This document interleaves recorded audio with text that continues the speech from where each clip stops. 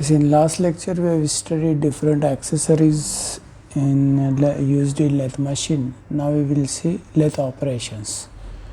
Different operations are to be carried out on lathe machine. The main purpose of lathe machine, as we know, that is turning. So first operation will be turning. So this is lathe operations.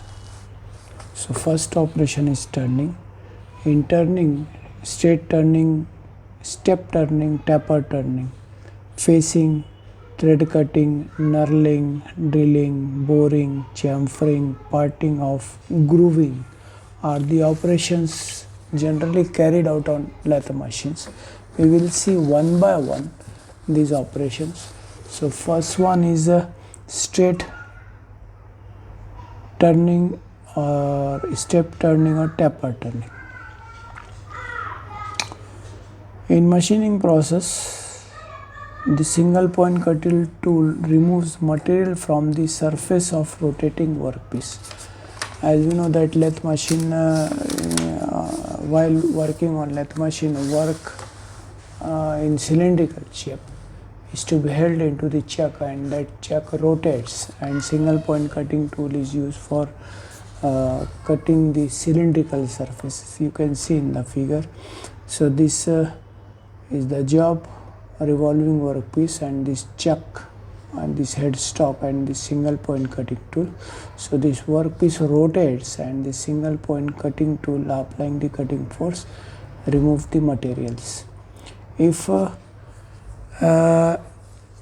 the stock reduces to a specified diameter along the work axis, the tool is fed parallel to the lathe spindle, that is called straight turning, and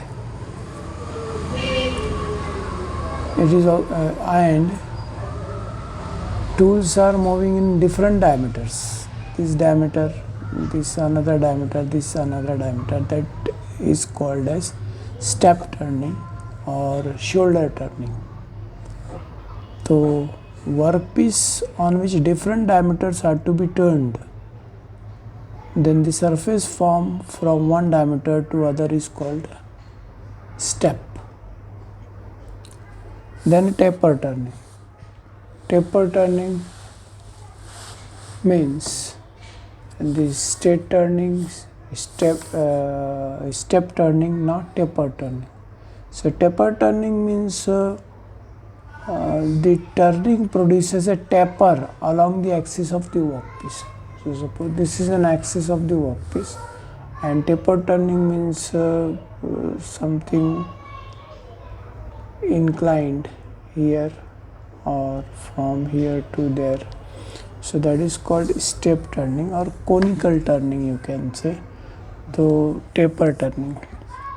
Tapers are produced by either offsetting the tailstock from center line by workpiece using taper attachment.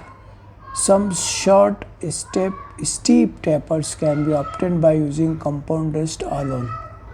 So there are four methods of taper turning. One is swilling the compound rest, setting over the tailstock center by using broad nose form tool by taper turning attachment. So we will see one by one. So this first method of taper turning is compound rest or swivel method.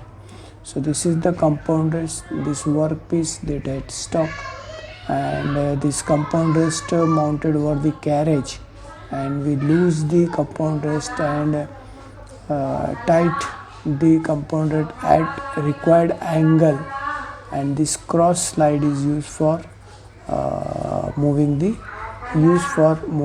tool. So you will get taper turning. So compound rest is an auxiliary slide underneath the tool post and above carriage. It is possible to swivel the compound slide to the desired angle of the taper as shown. For cutting the tapers, the tool is then made perpendicular to the workpiece, and fed is given manually by the operator. Some of the features of this method are Short and steep taper can be easily done. Limited movement of compound slide. Feeding by hand and is non-uniform.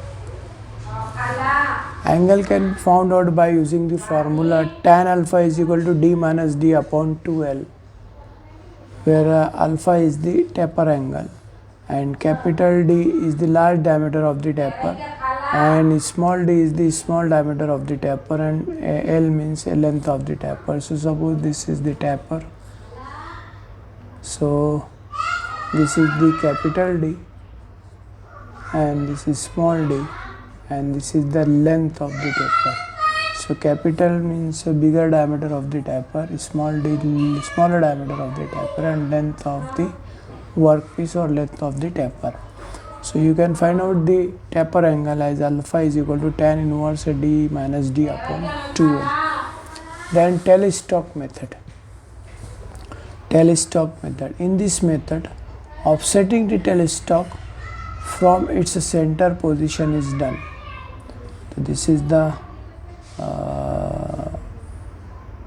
workpiece and this faceplate and this telestock.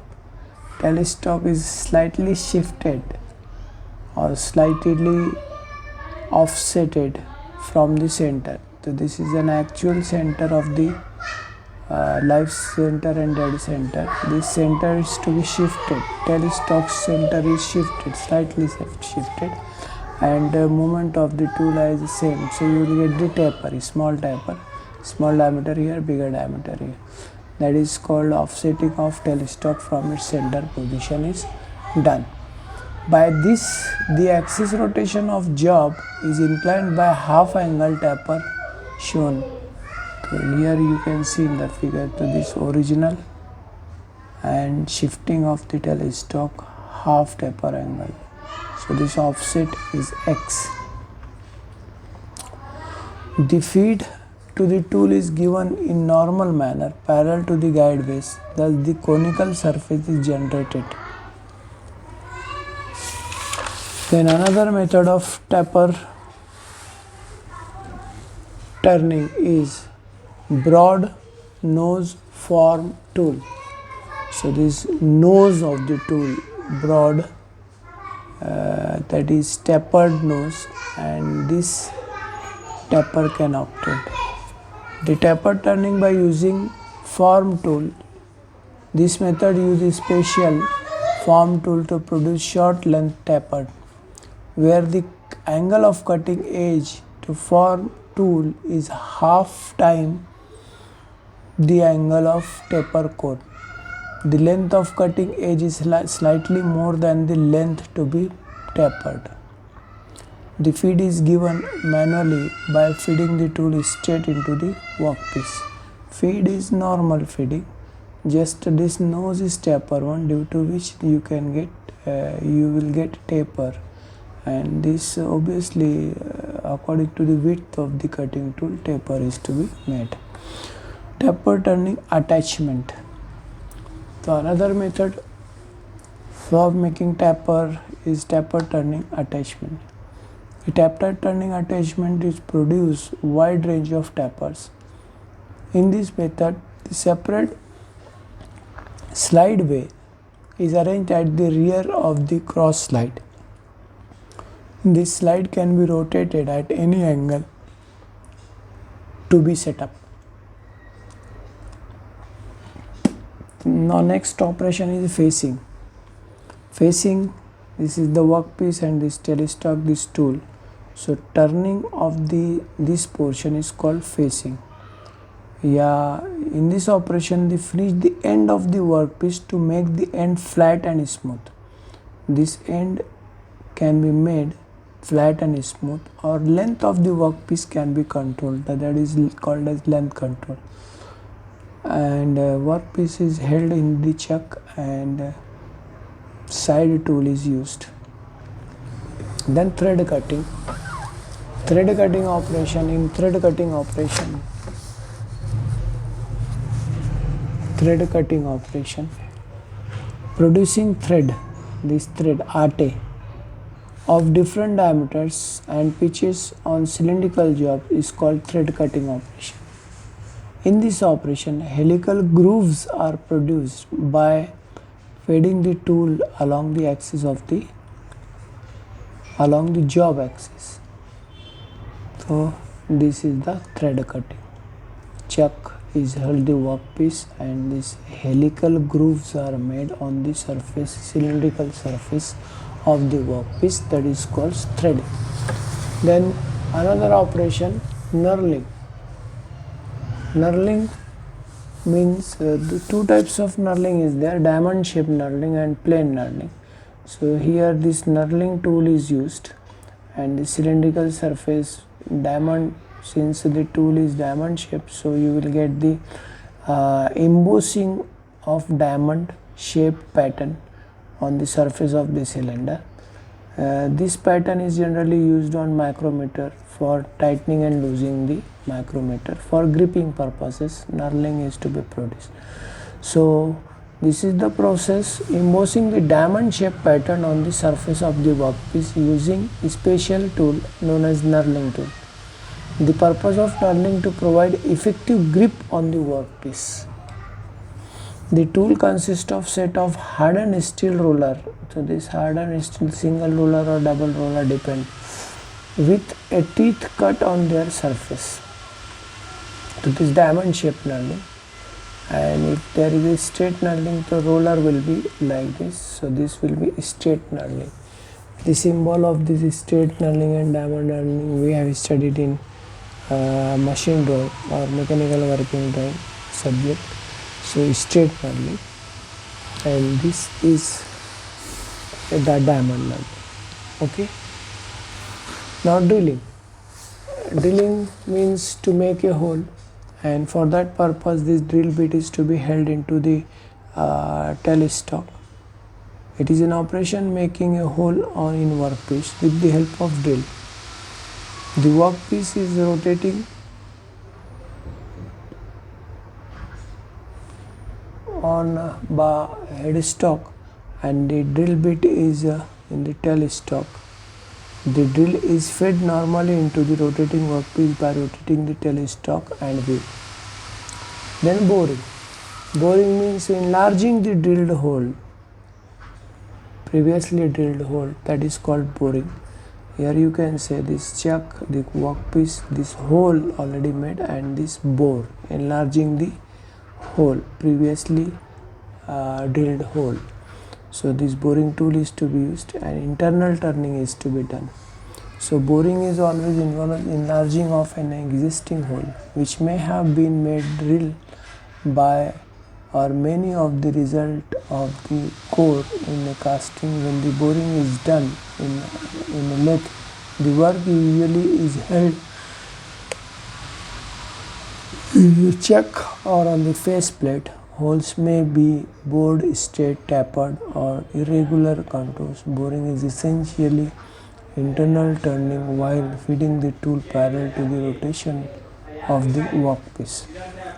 Then parting off. Another lathe operation is parting off. Here you can see in the figure this workpiece is held into the chuck, or workpiece rotates, and this parting tool is forcing to the cylindrical surface, so you will get the groove or section of workpiece. Finally this will be divided into two pieces.